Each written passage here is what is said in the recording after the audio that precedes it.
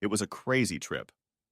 A 2-day trip with only stops for gas, restroom, and fast food home after what was supposed to be 2 weeks of renewal. It was getting late.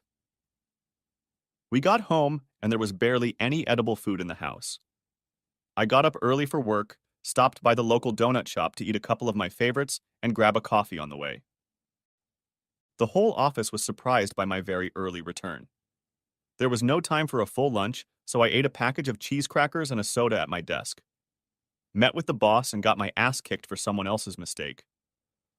Got home in time to see my wife, Lori, driving down the street in a rented truck. Her destination is unknown, at least to me. I pulled a protein bar out of the refrigerator that we took with us on the ill-fated trip. The food we had put in it when we left was lying there unused, the ice and ice packs had melted, and everything was warm. The protein bar was soaked with water from the melted ice and was inedible. In the living room, almost all of the things she had before the wedding were gone. I went to the bedroom. The dresser and her childhood dresser were gone too. None of her things were there, and the closet was empty. In the kitchen, on the island, stood 3 dirty coffee cups. Her family's china and crystal were gone. None of this came as a surprise. The purpose of the trip was to try to resolve a few issues that had arisen in our 2-year marriage. Honestly, we only had one big one, but it was the most serious. To cheat or not to cheat, that was the question. My vote was in favor of not cheating. One of the songs the DJ played at our reception was about a fever wedding, and it described us very well. We had only known each other for 6 months before we got married. Can you imagine how many people told us both that it was a huge mistake to get married so early? The short answer: pretty much everyone I knew or was involved with.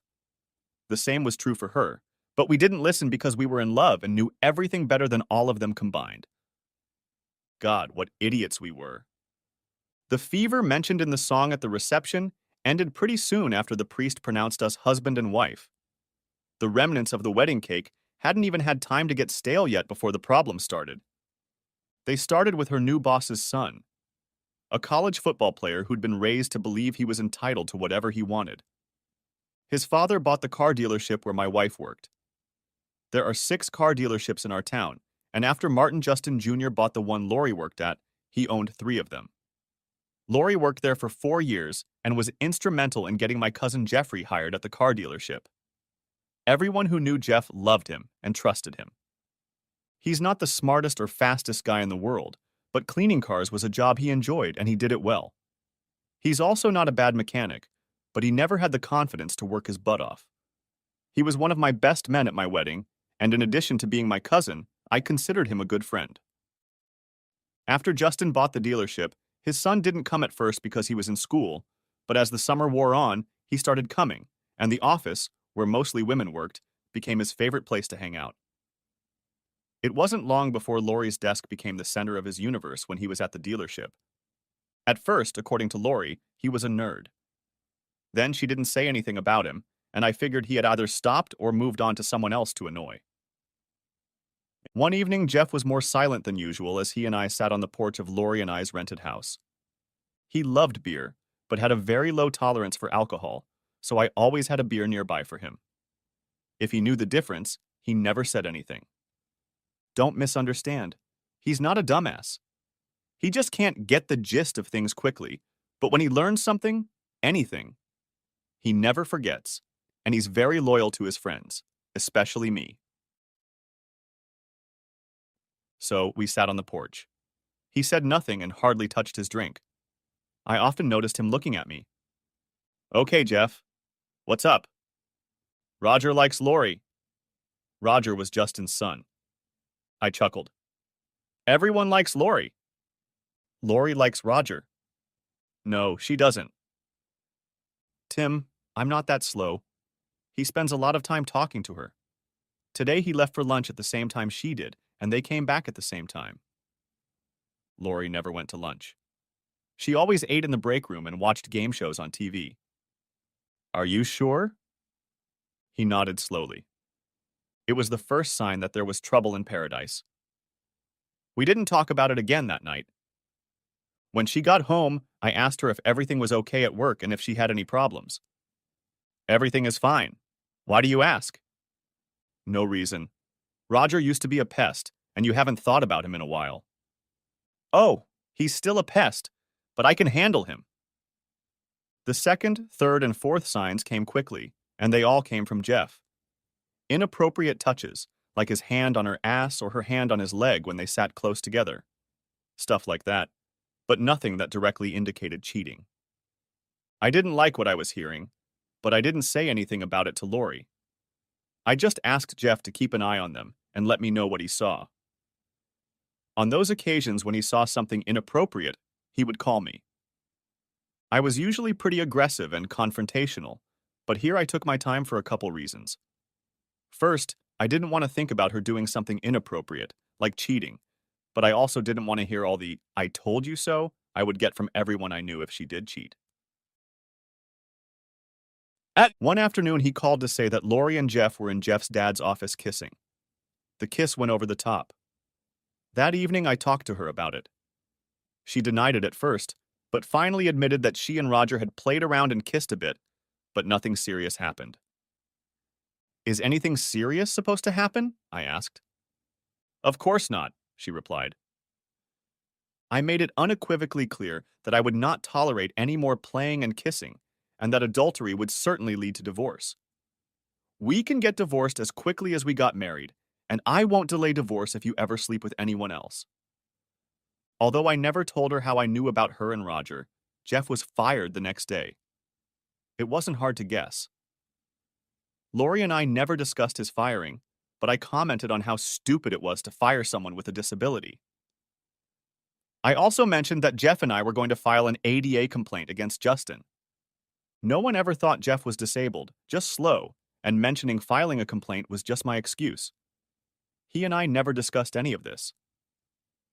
The next day, Jeff was taken back to work at one of the other two dealerships that Martin Justin, Jr. owned, but the employees where he originally worked protested so much that he was put back where he was.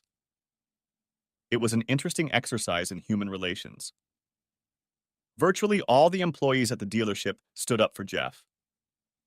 After our conversation and my statement that a divorce could be obtained quickly, Lori and I had several conversations about appropriate behavior for married people. First and foremost, it was about not allowing yourself to get into situations that are not approved by your spouse. For example, while having dinner alone with a member of the opposite sex who is not a family member may be perfectly innocent, his or her appearance can cause rumors, especially in a small town. Once rumors begin to spread, they can no longer be controlled, and a good reputation can quickly go south. After that conversation, we decided to take a vacation and try to recapture some of the magic, some of the fever referred to in the song at our reception. We planned the trip, got some time off, packed our bags, and off we went. It took us 2 full days to drive. The first few hours of the trip were pleasant enough, but then, we weren't even 4 hours into the trip when her phone rang. She looked at it, but didn't answer it. She did, however, turn the ringer off. Less than an hour later, she got another call. She held the phone in her hand and it vibrated. Feeling the vibration, she jumped up nervously. She looked at it but didn't answer, and a few minutes later asked if we could stop to go to the bathroom. We stopped at a large truck stop. I pulled up to the pump and she hopped out and went inside. I usually don't like thoughtless drivers who fill up the tank and then leave the car parked at the pump, while they themselves go to the store or use the restroom. This usually means that other drivers have to wait for them to fill up. Things go much more smoothly if you park your car after refueling and then go inside, but heck, those are just my complaints. I was the most careless person that time. As she hurried inside, I followed her. She didn't look back once, and as soon as she was outside the door, she was on the phone. I told you I'd call you when I had a chance. There was a pause. Damn it, Roger, I'm serious. I'll call you when I get back. Another pause. Roger, don't. She looked at her phone, then looked around. I ducked under a long shelf of appetizers and waited a few seconds before lifting my head to see if she was still there. She was standing with her back to me when I heard her words. You son of a bitch. Don't ever hang up on me again. Apparently, the son of a bitch did hang up because she looked at her obviously discharged cell phone again. This time, she didn't look around. She just tried to call him, but he wouldn't answer. She was looking at her phone when I walked over and stood in front of her. Is everything okay? I asked. Yeah, everything's fine. She looked at me. I have to go to the bathroom, she said, and hurried away. I went back to the car and filled up the tank. She came out with a soda. I looked at her. It's no big deal. I'll get mine, I said, as I went inside. She stared at me as if she didn't realize that it would have been nice to at least ask if I wanted anything from the store. Walking out of the store with my soda, I looked over. She was on the phone again. She ended the conversation just as I opened the door to get into the car. I said nothing, started the car, and drove off. That night we spent at a motel. Pizza was delivered to the room and we went to bed before 10 o'clock. We spent the whole next day driving, hardly speaking. We checked into the hotel, had dinner in the dining room, and went to bed. I was still awake, staring into the darkness, and it wasn't until after 11 that I saw her phone buzz. No noise, just the light. She jumped up and ran to the bathroom with it. I slowly got up and stood behind the closed bathroom door, trying to hear, but I couldn't. Please don't, were the only two words I understood. The conversation continued for another couple minutes as I stood there trying to make out what she was saying, but I couldn't. I was still standing still when she opened the door. She screamed. I had scared the shit out of her. What are you doing in there? She asked when she realized who it was. I was just wondering what you were doing in there. I pointed to the bathroom. Nothing, just going to the bathroom. And you needed your phone for that? Yeah, I used its light so I wouldn't hit anything. She tried to step around me. You forgot to flush. Oh, yes. She went back and flushed. Who were you talking to? What? Who were you talking to? No one. Why? I knew she was lying, and she knew I knew. I'm going to bed. In the morning, tell me who you talked to and what you talked about, or we're going home. We went on this trip to try to figure things out, but it takes both of us. Secrets don't bode well if that's our plan. I headed to bed where I fell asleep just before dawn. She was sitting on the couch in the room when I woke up about an hour after I fell asleep. I pulled myself up, put a couple pillows under me and looked at her. She answered me. That was Roger. What did he mean? He wants me to sleep with him. I thought for a moment before answering. Again? I asked. She hesitated before nodding. It was a shot in the dark on my part. I had no reason to believe that they had actually slept together. Honestly, I was dumbfounded by her admission. How many times have you slept with him so far? 2. Why? I'm not sure. The first time I think it was out of curiosity. And the second? He said if I didn't do it, he'd tell you. And he's threatening again. Yes. I knew what my reaction would be. I'd never let her know that cheating was okay. What's more, I'd told her explicitly what would happen if she cheated, and I expected no less from her if I cheated. You know that this will lead to the end of our marriage, don't you? Tears appeared in her eyes and she nodded again. I got up and went to the bathroom. Regardless of what's going on around you, when the urge to pee arises, you pee. After rinsing off the water and washing my hands, I brushed my teeth, washed my face, put the toothbrush and toothpaste back in the shaving kit, and opened the door. I'm on my way home. You can either come with me or wait for him to pick you up. It only took a few minutes to pack up and leave the room.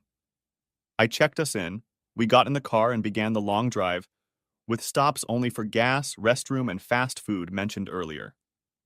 This trip should have been an opportunity for her to apologize, beg for forgiveness, or plead for a second chance. But she did none of those things. Furthermore, we didn't speak the entire time. When we stopped, she bought her own food and I bought mine. If she needed to stop to use the restroom, she never once mentioned it. When we stopped, she was always the first one back in the car. At home, my first day of work was over. The house had been cleared of everything that belonged to Lori, and I hadn't eaten anything good in days. We had never used the only meal delivery service in town, but I figured now would be a good time to start. I went to their website, opened an account, and ordered my food. 40 minutes later, the delivery service rang the doorbell. I picked up my food, tipped the driver in addition to what I had added to the total when I ordered the food, and looked forward to enjoying it with a glass or two or six of wine. I put the food on a tray by the TV and sat down to eat. From my chair, I could see both the TV and the street through the front window. There was a car parked outside with someone sitting behind the wheel. As I ate, my attention shifted from the TV to the car where the driver was sitting. I had already eaten half of my portion, and the driver still hadn't moved. I took a sip of wine and walked outside. The driver saw me and rolled down his window. It was my food delivery driver, and she was in tears. "Are you okay?" I asked. "No. My car won't start and I can't call anyone for help." I hadn't paid attention to her or her car when she first arrived because my mind was on other things. Everyone I know is tied up or unresponsive, and my brother won't be able to make it for another hour. Another thing I didn't notice was the baby in the back seat. She was sitting with a book on her lap and looked like she wanted to cry too. "Would you like me to look at her?" "Oh God, please." She opened the door and slipped inside. I got behind the wheel and turned the key. Click, click, click, click, then nothing. I did it again. No clicks this time. Just nothing. I'm not a mechanic, but I think I know when the battery is low. I brought my car around and tried to start it, but no luck. Suddenly, it was beyond me. "Look, why don't you two go inside? I'll have my cousin come in and take a look." They reluctantly followed me in. "Make yourselves comfortable while I get him." Jeff was there in 15 minutes, and her car was ready in 30. She thanked me, talked to Jeff, gave him a hug, and left. The next 2 days at work sucked. I didn't tell anyone about Lori, and my boss was on my ass like white on rice, and I was tired of it. My personal life was in the toilet, and he expected a sow's ear to make a silk purse on a marginally profitable project. I decided it was time for me to meet him. "I'm tired of being pestered by you. The project was a failure from the start, and I told you it was a failure. I hate ultimatums, but you either stay off my ass and let me see what I can make of it, or give it to someone else, or just kiss my ass and I'll walk out of here. Take your pick. I'm going home. Call me when you decide." I was sure he'd let me cool off for a couple days and then call me back to work. Besides, I needed to find a lawyer and start divorce proceedings. In the evening, I called Jeff to see if he wanted to have a drink, although drinking with him meant wine or beer for me and almost beer for him. "I can't. I have a date." He went on dates when we were both in high school, and when I was in college, he would often call and tell me about his rare dates and ask my advice. If he was lucky, I never heard about it, but he was the kind of guy who wouldn't brag about it even to me. Besides being a bit slow, he was also terribly shy, and strangers made him very nervous. "Well then, good for you. Who's the lucky girl?" "Jenny." "Jenny who?" "The food girl." "What food girl?" "The one at your house with the broken car." "Are you serious?" "Yes." "So, Mr. Smooth Talker, how did that happen?" "When I was fixing her car, I told her that if she needed any more help, have her call me, so she did." "And you helped her again?" He giggled like a child. "Helped? So where are you taking her?" "Nowhere." "Nowhere?" "No. I'm going to her house. She's making dinner for me." I laughed, happy for him, but I couldn't resist the opportunity to tease him. "You know she's a vegetarian, don't you?" "What's that?" "It's a person who eats only plants. No meat, no eggs, no dairy products." Jeff was a real meat and potatoes kind of guy. There are a couple restaurants that advertise that if you eat a huge steak, which is more like a roast, with salad, vegetables, and dessert, it's free. One of them is located not far from us. Jeff did just that. He was sick for 2 days, but he made it through. No meat, Not even a hamburger? What am I going to eat? Well, there'll be a lot of salad, maybe some beans, and if I'm lucky, some quinoa. Queen? Who? Not the queen. Quinoa. It's a seed used to make many vegetarian dishes. Years ago in the Lake Titicaca area of South America, it was fed to animals before people started eating it. What's with the tidy, Chuck? I'm not hungry anymore. I laughed into the tube. I'm kidding, Jeff. I have no idea what she's eating, but whatever it is, I'm sure it'll be delicious. Go have fun.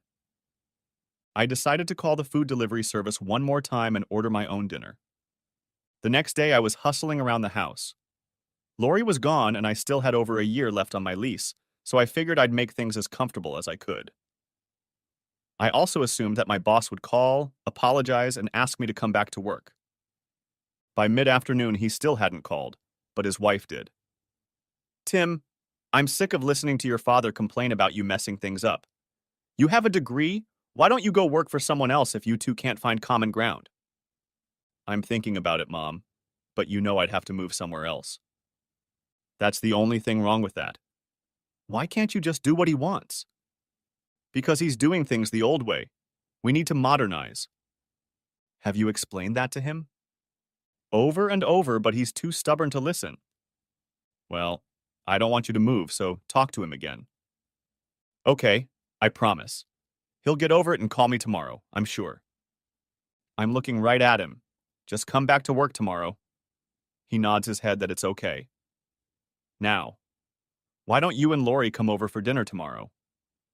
I'd love to, Mom, but she won't be here. Why? I had been putting off telling her, but decided it was time. I started to tell her, and she started to relay it to my dad until he told her to put it on speakerphone. When I was done, he picked up the phone. Here's what we're going to do. I'm firing you so you don't have a job. When it goes to court, you'll have no income and you won't have to pay her alimony. You'll get a job after the divorce. I told you she was worthless, and she proved it. You'll be better off without her, my mother added. Thank you both, but I'll take care of it. I'll see you at the office, Dad. Mom, I'll see you tomorrow at dinner. All the next day, I tried to explain why and how I thought the change would help the company, but my father was more interested in hearing about Lori and telling me, I told you so. After work, we had dinner with my mom, and I had to retell Lori's story and listen to his, I told you so, and my mom added her own. When I got home, Lori was standing on the porch. It was the first time I'd seen her since our thwarted trip. I could see her in the light of the porch light. I pulled into the garage, and from there, I went into the house. As I went to the switch by the front door, turned off the porch light, and then went to take a shower, the doorbell rang. When I was done, she was gone. Finding a lawyer was easy.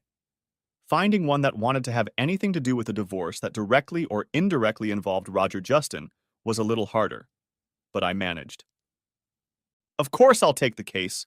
His old man sold me the biggest lemon I ever got and never made good. And so it began. The paperwork, the meetings with Lori and her lawyer. In all that time, I never once spoke to her directly, and other than a visit to the house the night I ignored her, she showed no interest in talking, and I didn't want to talk at all. She cheated, so from my perspective, the conversation was useless. According to Jeff, Lori had moved on to one of the other dealerships, and Roger rarely showed up there. There was talk that Roger had dumped her and gone to someone more deserving. Meanwhile, Jeff and Jenny got along fine, and Jenny's daughter thought he was wonderful. He divided his free time between her house and mine and was happier than I'd ever seen him. The more he talked about his relationship with Jenny, the more I realized that the only personal relationship I'd had in the last few weeks was with my hand. I walked home from work, occasionally stopping by the lawyer's office, the grocery store, or my parents' house. Dad got his dose of "I told you so," and even made a couple attempts to understand my ideas for improving the company. My mom kept finding me girls, and I refused to date them. Our town is relatively small, and I didn't even realize there were as many single and eligible girls as she was finding. I think she put out a casting call. Cute 28-year-old man with a college degree in the process of divorce, looking for a suitable girl. Must be honest, faithful, and reliable. Appearance is secondary to personality for her. Must love music, theater, good wines, and good food.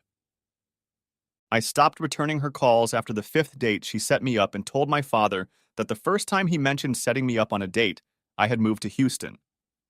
I finally talked to Lori the day our divorce was final. The judge banged the gavel announcing the end of the marriage, and I approached her. Was it worth it? I turned and walked away before she could answer. Jeff used to clean my car, but stopped because he was too busy cleaning Jenny's car, and one Saturday I was washing it. He pulled into the driveway with Jenny and her daughter Sophie. Sophie was about 7 or 8 years old. They were going to the mall and asked if I wanted to go with them. I dipped a sponge in a bucket of water, wiped my hands, and said, "Let's go." When I'm so bored that I go to the mall to walk around, just to have something to do, I've reached the bottom of the barrel. But that's exactly what I did. We were there for about an hour, and I was starting to regret my decision to come when we passed an ice cream stand, and Sophie asked if she could have some. "Not now, sweetie," Jenny said. "It's too close to dinner." "Well, the hell with it," I said. "Come on, Soph, I want some too." She grabbed my hand and ran. "See you later," I shouted over my shoulder. We licked our ice cream cones and walked, holding hands. "We should hold hands," Sophie said. "Mom told me she doesn't want to get lost when there are a lot of people around, so I have to hold her hand. I don't want you to get lost, so I have to hold your hand too." That's a good idea. We'd been walking for a few minutes now, and when she wasn't licking her ice cream cone, she was chatting away. Suddenly, I felt myself being thrown to the ground, and I passed out, hitting my head on the floor. When I came to, I was handcuffed, surrounded by police officers and an angry mob. I looked at Sophie. She was crying and was being held in my arms by a woman. "What the hell?" "Just shut up, you slimeball. We'll get to you in a minute." "It's okay, Sophie," I heard the woman say. "He can't hurt you now." "He didn't hurt me. He bought me ice cream." "I know, baby. Bad men do that sometimes." "He's not a bad man, Aunt Louise. Where's my mom?" "I called her. She's on her way." "Is Tim hurt?" "Who's Tim?" "Him," she said, pointing at me. Every time I tried to speak, the police officer ordered me to shut up. "Do you know him?" "Yes. He's Jeff's cousin. We're here to do some shopping." "Oh my God," Aunt Louise said, then turned to one of the policemen. "I think I've made a mistake." "Jesus, lady, don't tell me that." He looked at the crowd. "We better get him out of here before this crowd rips him to shreds." He grabbed my hand. "Let's go." Some of the crowd followed us into the security office. I heard words like, "Castrate the bastard," and "Let us take him away." I was getting scared, and every time I started to say something, one cop or another would tell me to be quiet, that I would have a chance to talk later. They took me into a room, searched me, emptied my pockets, and still had me handcuffed. Finally, 2 police officers came in, uncuffed me, gave me back my wallet, watch, and other things, and started apologizing. Jenny and Jeff came in as well. "Oh my God, Tim. I'm so sorry," Jenny said. "My sister saw you with Sophie, didn't know who you were, and thought you were kidnapping her." I rubbed my wrists. I'd seen people on TV wearing handcuffs and rubbing their wrists when they were taken off. I didn't understand why before, but now I did. The damn things hurt. I was pissed off, shocked, still a little scared and nervous. Jeff kept asking if I was okay, Jenny kept apologizing, and Sophie was clinging to Jenny as hard as she could. I looked at one of the officers. "Can I go now?" "Yes, sir. But before you go, we'd like you to sign a release form." "You just knocked me to the ground, knocked me out, handcuffed me, and called me names. I'm not signing any release form until I talk to my attorney." I walked out of that room into a larger room. One of the mall security officers was standing at the door. "Is this the exit?" "Yes, sir, but I wouldn't go in there if I were you." "Why?" Because there are people in there who think you're a child molester, and they're waiting for you. Jesus Christ. Can't this day get any worse? Can't you tell them the truth? We tried. We'll take you out the back door, Mr. Jeffries, the police sergeant said. Him. Or someone else had obviously looked in my wallet and knew my name. Take him to my car, Jeff said. The sergeant looked at me. Why don't you let us take you home? We'll use my car. It's unmarked. Let's go. It wasn't that I was angry or upset with Jeff, Jenny, or even Aunt Louise. I just wanted to get out of there and decided that the quickest and safest way was a police escort. We were already at the back door when Aunt Louise stopped me. I'm so sorry. I saw you with Sophie and thought you were kidnapping her. I took a deep breath. I understand, but I was attacked, knocked out, and a bunch of people out there. I pointed to the main office door. Want to cut my balls off? I don't think you should be talking to me right now. Then to the sergeant. Take me home. After I gave him my address, neither of us said anything until we pulled into my driveway. My phone rang at least 6 times, but I ignored it. I didn't feel like talking to anyone. At home, I started to get out of his car, but he stopped me. Mr. Jeffries, I'm sorry you're in this situation, but from my perspective, I'd rather it happen this way than have a young girl kidnapped because someone saw something but didn't say anything. I'll take good Samaritans like Louise Garner any day. I understand and agree with you on your position, but my name and picture will likely be passed around on the news tonight. Since it was a mistake, it shouldn't have been reported at all, but it's sensationalized, so it will be. The news people can't help themselves. Then the news will say it was a mistake and it's okay, but half the people who see it won't believe that part of the story, and I'll be stigmatized for life. Thanks for the ride home. Maybe it's not that bad.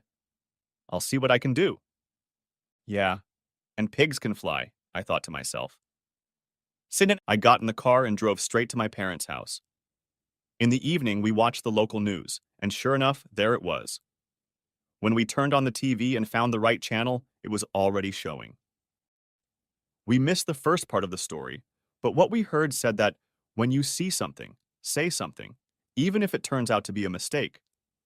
By not saying something, you could condemn an innocent child to an unbelievable fate. The positive thing for me was that they didn't say my name or show my picture. The commentator even ended the report by saying, "We chose not to name the gentleman for fear that his life would be turned even more upside down than it was this afternoon. On a personal note, I offer him my sincerest apologies. This is Louise Garner. Good night." Well, you dodged a bullet, my father said. It wasn't as bad as you thought it would be. No, it wasn't. What are you going to do now? My mom asked. I think I'm going to leave it alone.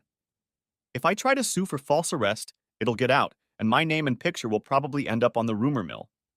I don't want that to happen, and the police did what they thought was right at the time. On the way home, I remembered my phone. By then, there were 8 messages on there. 3 from Jeff, apologizing for what had happened and telling me how badly Jenny was feeling. Judging by the caller ID, the others were from the city police and the local TV station. I didn't bother to listen to any of them. It wasn't until later that I remembered how the woman from the TV news department ended the program. This is Louise Garner. Good night. Oh, shit. And what did the police sergeant say to me? I'll take good Samaritans like Louise Garner any day. Well, kiss my ass. I didn't get a good look at her at the mall, so I didn't recognize her on TV. The makeup probably made her look different. I called Jeff because I knew he'd be worried about me. Are you okay? He asked. Fine, but still a little shaken up. How's Sophie? She's fine. She got scared when the police jumped on you and dropped the ice cream. She got better when we gave her some more, and she realized you were okay. I'm glad she's okay. Have you seen the news? Most of it. We missed the first part. Hell, that was the best part. Why? Louise started by telling us what happened, and that she was the one who started it all. She said she saw her niece walking with a strange man and basically panicked. She followed you while she was on the phone with the police. She didn't trust mall security, so she stayed behind you and kept the police informed of where you were until they arrived. She took full responsibility for what happened and said she'd probably do it again under the same circumstances. I think I understand that. She was afraid that you would leave Sophie before the police arrived, so while following you, she kept looking for objects to hit you with. She really feels bad. Why didn't you tell me earlier that Jenny's sister was on TV? I didn't think it mattered. It doesn't, I guess. The other night when Jenny was bringing me food, I got the impression that well, that she needed the money. But if her sister's a TV presenter, she can't be too bad.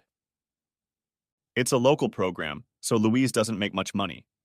I don't know how much, but I know it's not much. And Jenny's like most of us, I think. She's doing well, but she doesn't have anything extra. If she wants something extra, she has to find the money. She's saving up for a vacation, so she has a second job delivering food. Good for her. Yeah. He paused. I like her, Tim, and she likes me. She doesn't care that I'm slow. I smiled. No one cares that you're slow, Jeff. It doesn't matter to your friends, and we don't care what anyone else thinks. Over the next few days, things went back to normal, and nothing was said about the incident at the mall. I didn't see Jenny or Sophie, but Jeff and I chatted every couple days as usual. It was another Saturday, mid-morning. I was eating a late breakfast of biscuits and gravy when the doorbell rang. I opened the door, and there on the doorstep stood Louise Garner. Good morning. Are you busy? She asked. Not really. I was just applying ointment to my wrists to ease the pain from the handcuffs. Tim, if I may call you that, I'm sorry. Oh, it's okay. Now that I've been in handcuffs, all my buddies in the hood treat me with more respect. Maybe I should leave. No, come on in. I just got off the phone with my parole officer. She just looked at me sadly. I can only apologize so many times. I'm sorry I bothered you. She turned to leave. Wait a minute, I said. I had no reason to be a jerk. She stopped. I'm still a little offended. I'll get over it. Well, when you get over it, give me a call. She handed me a business card. I owe you at least lunch. I don't know about lunch, but have you had breakfast yet? Actually, no. Do you like cookies and gravy? Sausage and gravy? Yes. One of my favorite foods, she said, smiling. I opened the door wide and she walked in. In the kitchen, I gave her a plate and pointed to the stove where the biscuits and gravy stood. Do you want me to heat up the gravy? I asked. I can do that if you don't mind, she said. Help yourself. Coffee? Yes, please. Would you like anything to put in it? This may seem strange, but do you have chocolate milk? Instead of coffee? No. In it? In it? Yes, she answered timidly. I know it sounds weird, but she was only the second person in my life to add chocolate milk to coffee. The second was me. Only in the last few years had I been substituting it with Bailey's. Did Jeff put you up to this? What? Chocolate milk and coffee? No. Why? I'm the only person I know who does, or rather, has done that. Only now it's also you. Are you sure Jeff didn't put you up to it? 7. I've been putting chocolate milk in my coffee since I started drinking it. My whole family does it. Even Sophie, when Jenny lets her. Well, I don't have chocolate milk, but I do have Bailey's. The rest of the morning passed quickly and pleasantly, and Louise began drinking Bailey's in her coffee envelope. It was the first breakfast she and I shared, but far from the last. We started dating, and I became her biggest fan on television. Our first kiss happened on our third date. We got down to it 3 weeks after that, and it was my first time since we hadn't been together with Lori, and with my aborted trip rediscovered, where the only thing I discovered was that she had cheated on me. Shortly after Jeff and Jenny started dating, he decided he wanted more out of life and started working on cars full-time. Within 6 months, he had his own garage and more business than he could handle. Jenny and Sophie were clearly to his liking. I'm sure there's a scientific or psychological explanation for this, but it seemed to me that Jeff got, what? Smarter? Faster? More alert? I couldn't figure out what it was, but he was different and much more confident. Louise and I helped him when he moved in with Jenny. Sophie became his shadow and went everywhere he went. I saw them holding hands and told her that she wasn't letting him get lost.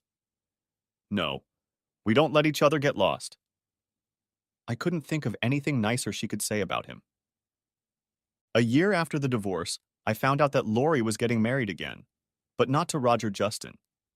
She was marrying some poor guy who worked for the city sanitation department. They'd known each other for 5 months. I mentally wished him luck. I figured he would need it. I had long ago realized that I didn't hate her or even dislike her. We were both to blame for getting married so early. Of course, the infidelity was entirely her fault. Life had been good for almost 2 years. Jeff and Jenny planned their wedding. Louise was the maid of honor, and I was the best man. Their parents divorced when Louise, the youngest of the siblings, was 4 years old. Their brother was to walk Jenny down the aisle. The lease on my house expired and I moved in with Louise. Marriage was never discussed, and we were both perfectly happy that even in the midst of Jeff and Jenny's wedding plans, there was no talk of our wedding. There is a publication that lists vacancies on radio and television stations across the country. Unbeknownst to Louise, the guy who hosted her news program had collected some of her old videos and sent them out to much larger markets than our little neighborhood. He liked her work and wanted to help her promote herself. One day, she got a call from a television station in Houston. The news director had seen some spots and asked her to send more. Eventually, he asked her to come to Houston for a talk. She was thrilled, and we talked about it. It was a dream come true for her, and we decided she should go. Then, after the interview, she told me that one of the videos he saw that made him want her was the one where she thought I was kidnapping Sophie. The conversation went well. They gave her an on-camera audition and told her they would call her. They did. 2 weeks later and offered her a job. The decision to take the job was a foregone conclusion as far as I was concerned. It was a huge step towards a possible national gig, which is of course what every TV host aspires to. My hard-headed father was finally persuaded to do a couple things my way, and the change paid off. Our business grew slowly but surely, and I was happy to help him. He was happy, I was happy, our employees were more than happy, and profits were very high. Moving to Houston was not a viable option for me. Houston was a 4-hour drive away, but Louise and I decided we could endure the distance and preserve our relationship. And we did. For 6 months. Then trips to each other's houses and phone calls became less and less frequent. We couldn't watch it on TV because our cable provider didn't provide that option. I could watch it online and often did. She only worked there for 3 months and was moved from the newsroom to a daily talk show where she and her co-host chatted with guests and the studio audience about everything in the world. They also attended virtually every charity event in the broadcast area. Their photos would occasionally appear in the newspaper and on the website, and it seemed like she was having the time of her life. Oddly enough, so was I. The tasks of a growing business suited me perfectly, and I was spending less and less time doing what Louise was doing. The downside, of course, was that I was sleeping alone. At least I was.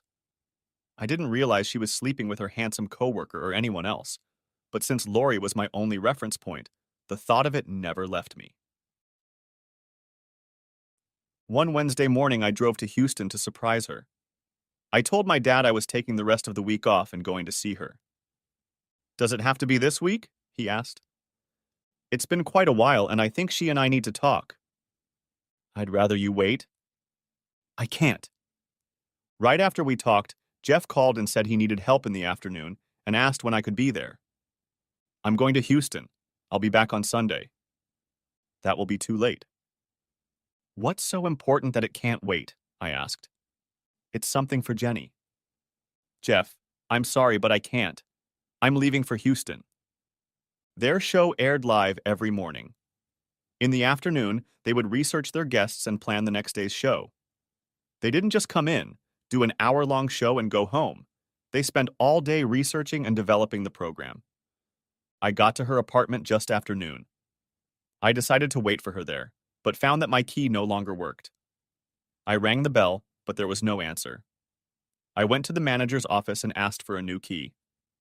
She recognized me and greeted me warmly, but when I told her what I needed, "I'm sorry, but I can't do that." "Why?"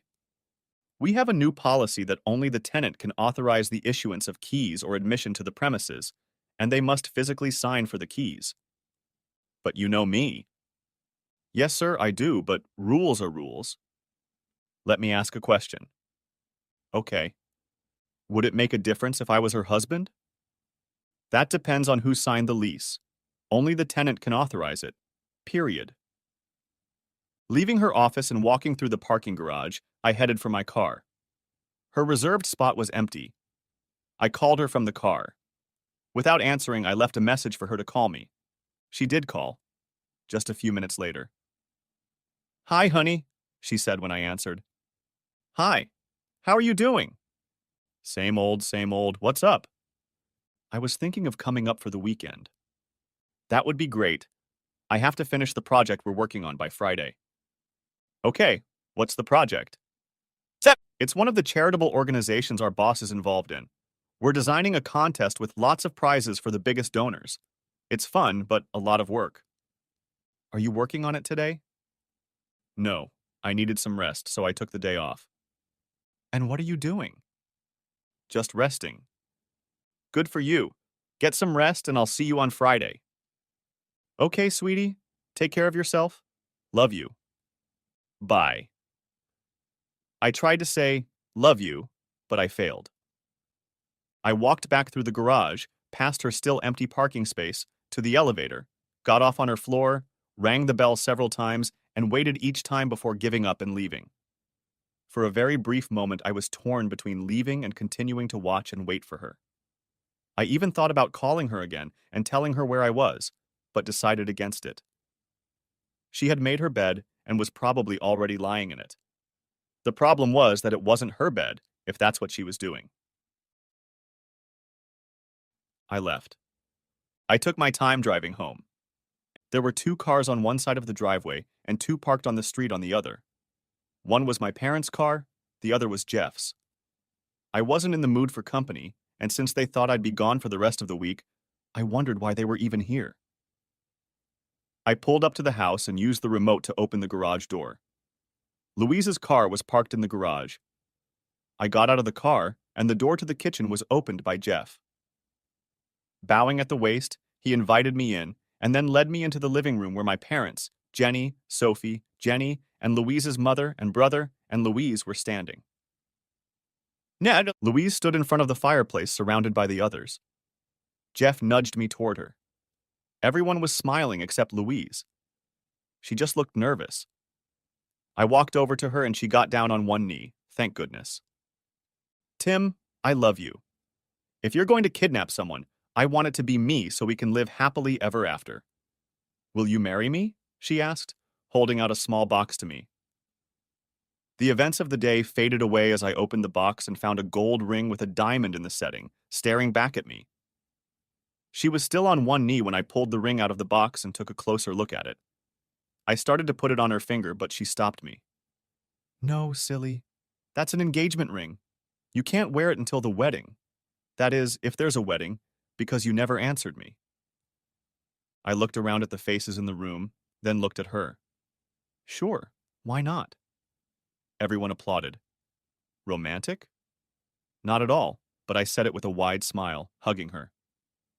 "You're such a jerk," she said after we kissed. "Of all days, you chose today to come visit me. You almost ruined the whole thing." Dad patted me on the back. "We didn't know what to do. You insisted on going to Houston, and Louise was on her way here. Even Jeff tried to stop you. We talked to her, and she told us you'd probably be back tonight, so we went on. What was so important that you insisted on going tonight specifically?" I looked at the people around me. "Honestly?" "Yes," everyone but Sophie and Louise said in unison. Louise said, "Let me try to explain."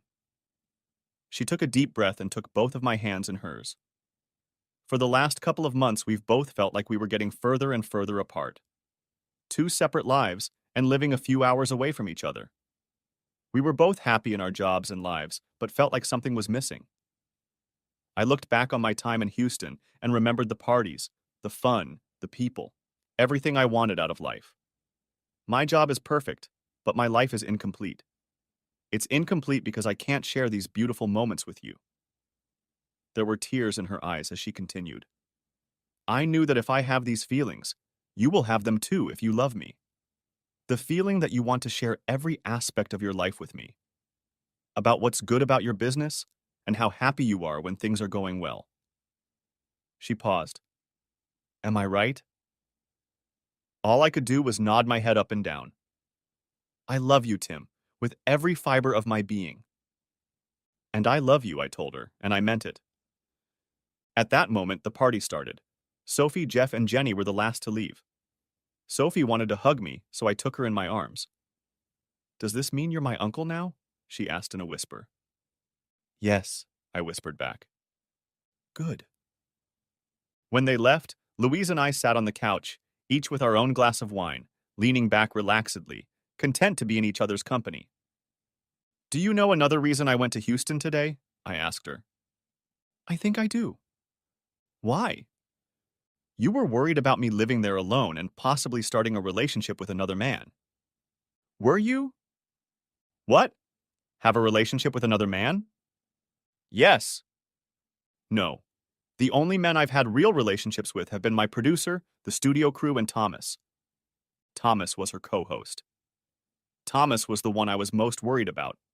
All those events you went to and your pictures in the papers. I was worried and jealous. She leaned over and kissed me. Silly girl. I could tell you that Thomas is gay and you have nothing to worry about, but that would be a lie. The truth is, he's the most narcissistic bastard I've ever seen. He expects people, especially women, to bow down to him. We worked well together, but I personally don't care about him, and he doesn't care about me. She sipped her wine. I wouldn't lie about him being gay, but I lied to you. I chuckled. Yes, you lied. My manager helped. I was just on my way here when your dad called and said you were on your way there. I called the manager and told her what was going on. She said she would take care of it. She called me a few minutes later and told me that the repairmen were on their way to change the lock on my door. She decided that if you could get into the apartment, you would stay and wait for me, no matter how long it took, which neither of us wanted to do. I felt like I knew you well enough to know how you would react if you thought I was doing something wrong, so I chose that direction. I knew that if I gave you a reason, you wouldn't bother to ask for details. Your experience with Lori would make you think the worst and act accordingly. I'm sorry I misled you, but I knew it would lead you back here, to where I wanted to propose to you in front of your family. Do you forgive me? It was unmistakable. Of course I forgive you, and I'm sorry I agreed so clumsily. I was in shock. She laughed. We all wanted you to be shocked. Well, I was. I leaned over and kissed her.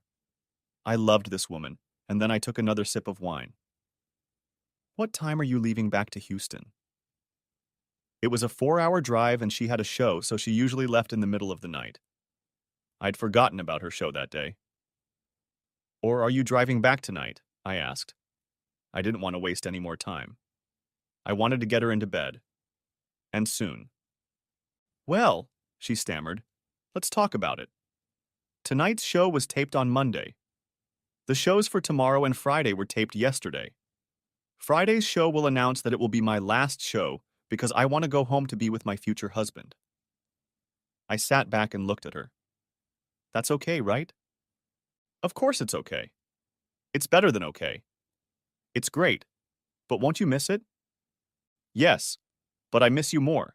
And I was hoping to convince my old station to let me create a show featuring local heroes, talents, events, and people. It should last until... Until what? Until the baby comes. And then we'll see. I took a sip of wine. She sat back and looked at me. Did you hear what I just said? Yes. I just didn't know Jenny was pregnant. She shook her head. She's not pregnant, Goose. I am pregnant. Oh. I managed not to drop my glass as I set it on the table and grabbed hers. Our life is beautiful. Louise is back at her old station and is hosting the same show she did in Houston, just without a co-host. Our daughter Danielle is great. My dad's business and my business are doing well, and Sophie can't wait to be able to walk Danielle and hold her hand so she doesn't get lost. The end. Thanks for watching, I hope you enjoyed it. So subscribe to my channel and watch the next video.